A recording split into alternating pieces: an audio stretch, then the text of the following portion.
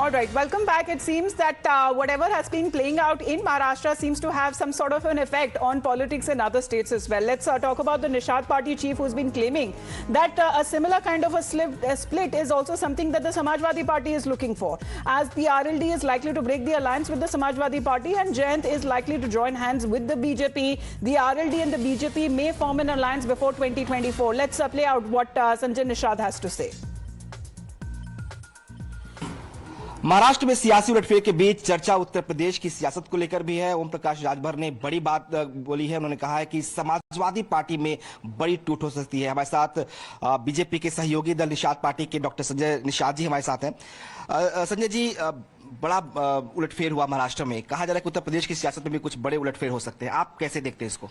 देश में ही बड़ा उलटफेर हुआ है, क्योंकि जो देश को आज़ाद कराने वाली जातियां थी, criminal tribes act inquiry committee की रिपोर्ट के आधार पर ये जो है 1949-50 बना था, अंतर समय 193 जातियों को क्रिमिनल कास्ट घोषित किया था अंग्रेजों ने, और अंग्रेजों ने इन्हें कानून बनाकर उजाड़ा था देश को आज़ाद कराने के लिए, और इनको पिछली सरकारों ने भी उजाड़ दिया, कहीं कहीं रखा। 8 घंटे 16 मिनट इस पर बहस कराया गया। मीरा कुमारी उस समय लोकसभा अध्यक्ष थी, और इसको कबाड़ में भेज दिया। इसलिए हमारे लोगों ने, कांग्रेस और उनके सहयोगी जितने दल थे, उनको हटा दिया। उलटफेर तो तभी हुआ था।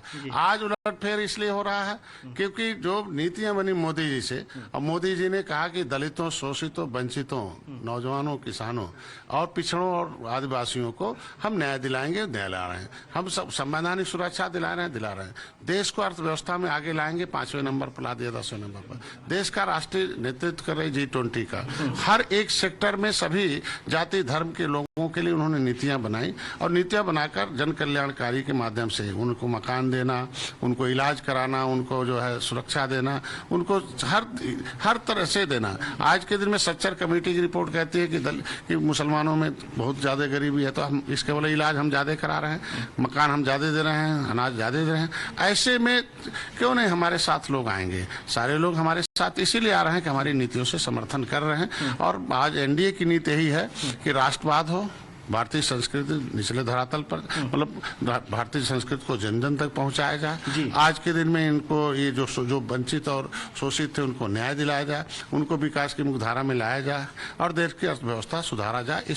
इस नीतियों से जो भी समर्थित लोग हैं वो आ रहे हैं, आगे भी आते रहेंगे। अभी महाराष्ट्र में आए हैं, अभी और भी प्रदेशों में। तो यूपी में भी आएंगे? क्या लगता है, समाजवादी पार्टी में टूट जो दावे किए जा रहे हैं सच है क्या? देखिए, हम लोग तो किसानों और देश के जनता के लिए, जनता जनार्दन होती है लोकतंत्र में, जनता जज होती है, उसके लिए काम कर रहे हैं। अब पिछली सरकार में प्रधान स्वर्गीय राजीव गांधी थे, वो कहते थे हम 100 रुपये भेजते, 85 बीच में खा जाते हैं, 15 पहुंचता गांव में कौन रहा था? किसानों के नाम।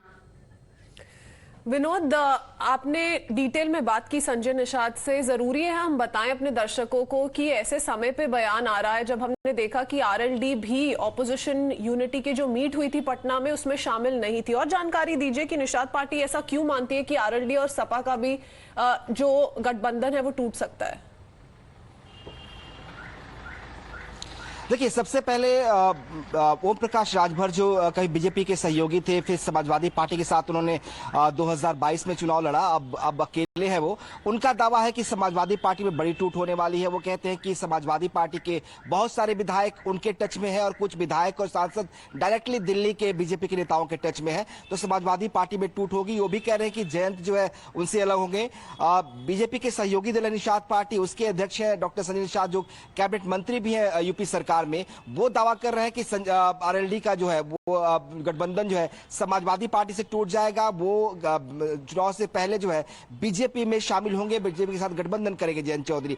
उसके पीछे 2 वजहें बताई जा रही है। एक तो उनका कहना है कि जो समाजवादी पार्टी में जिस तरह का सम्मान उनको चाहिए था वो नहीं मिला।